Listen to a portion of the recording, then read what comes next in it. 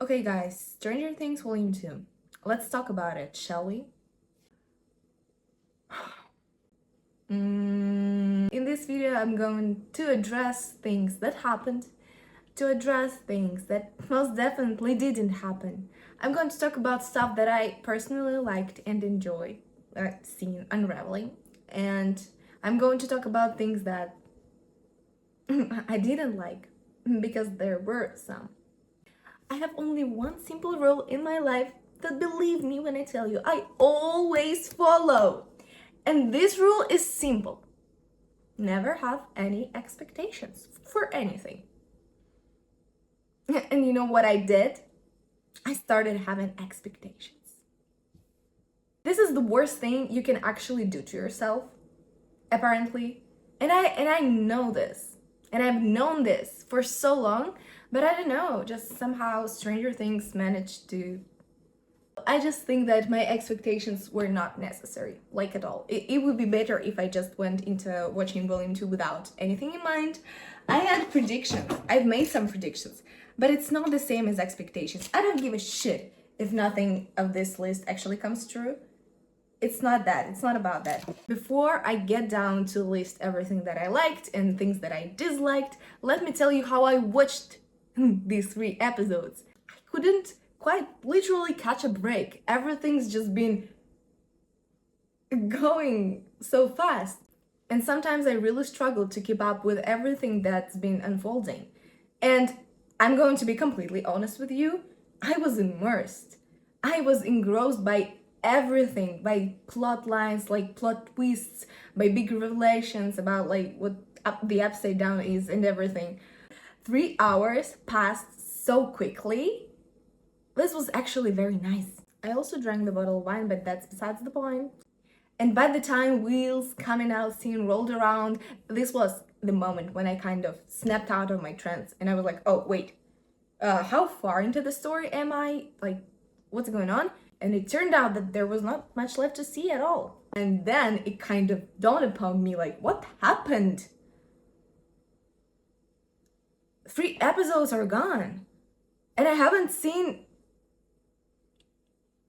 much.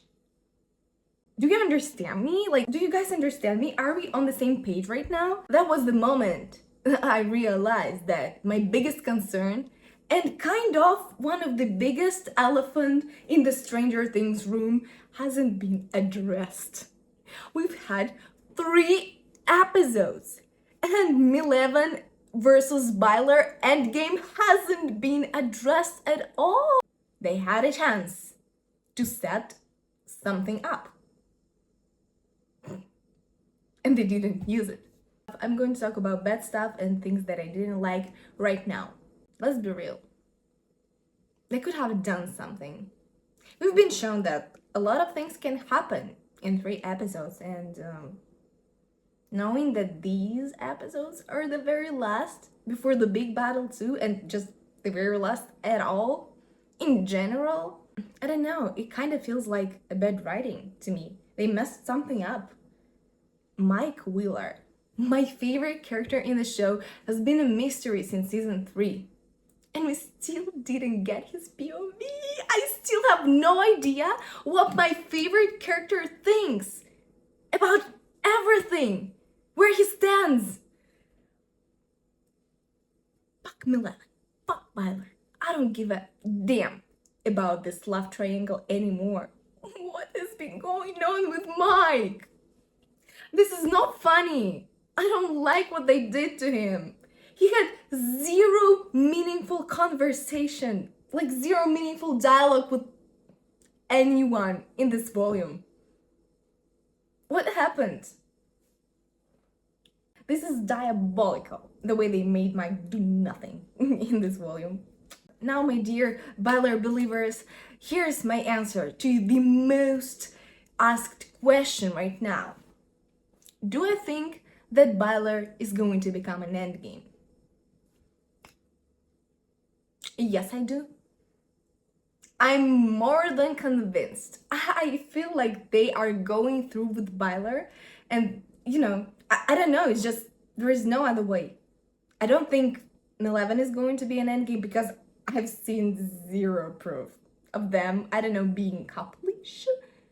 There was even that scene when they reunited, like Joyce and Hopper, Mike and Eleven, and then Joyce and Hopper are like this, standing and hugging each other, and Mike and Elle, you know, yeah, let's keep our distance. I don't know, it's just.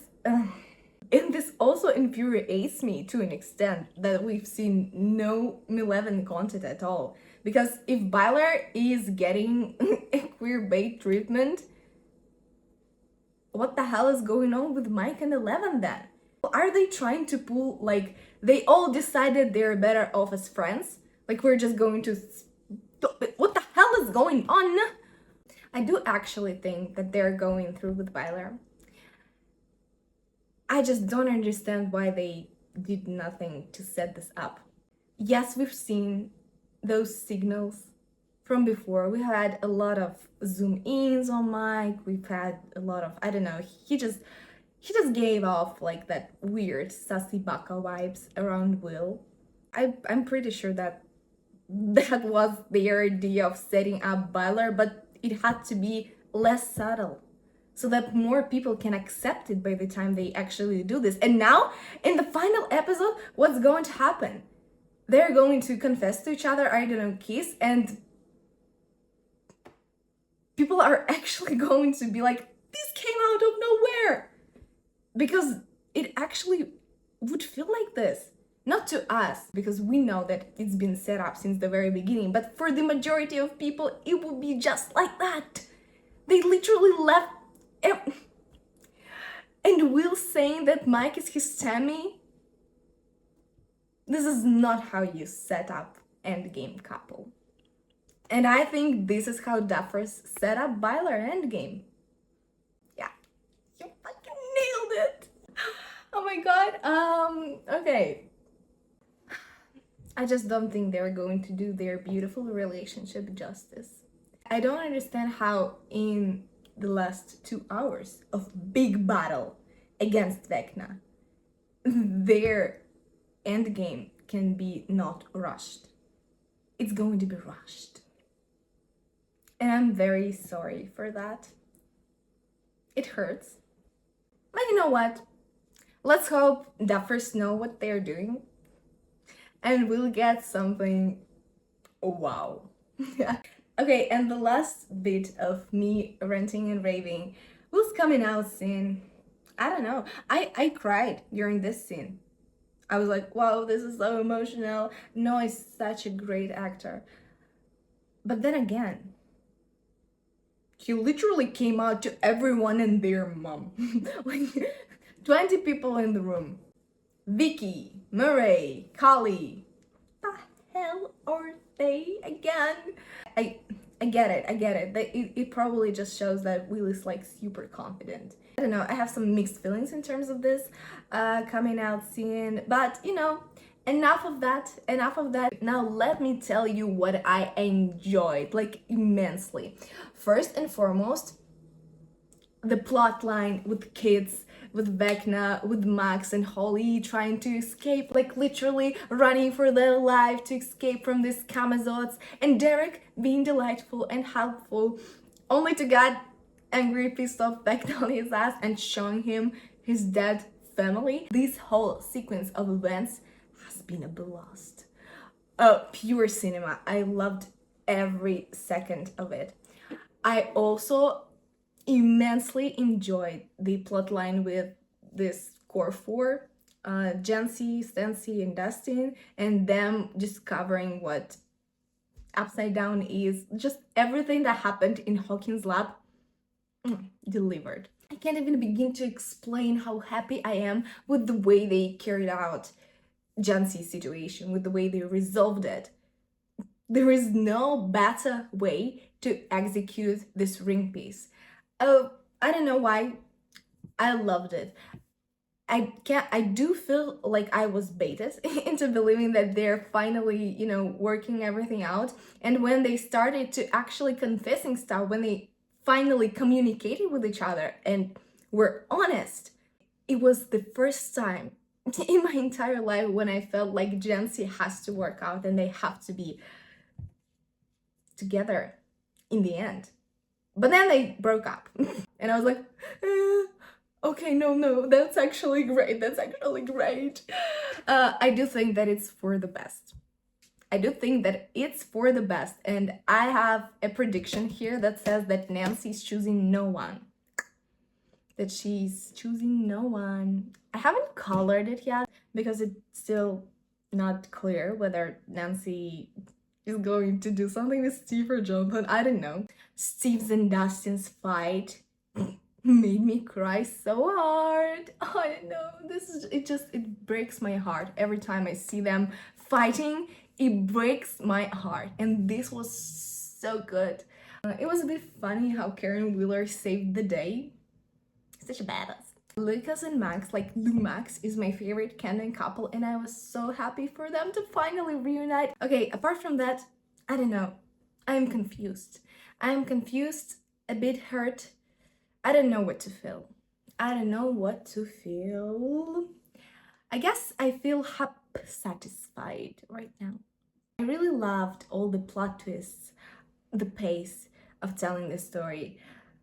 But we are literally saying goodbye to these characters for good. We've been with them for 10 years. Could it really hurt if we focused on their emotional arcs instead of on the upside down lore and everything? Okay, this is ridiculous. I know this. I'm sorry. I can't help. I can't help but feel sad. I don't want to say goodbye to this show.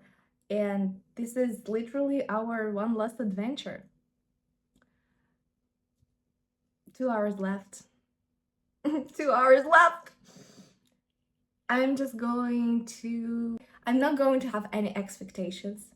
I've learned my lesson. I just hope that finale is going to be very nice and good closure, both for us and for the characters that we've grown to love. Byler Stans, this is a message for you. I have zero doubt. I have zero doubt. I just stopped being excited. So let's hope when it happens, it's going to rekindle something in me.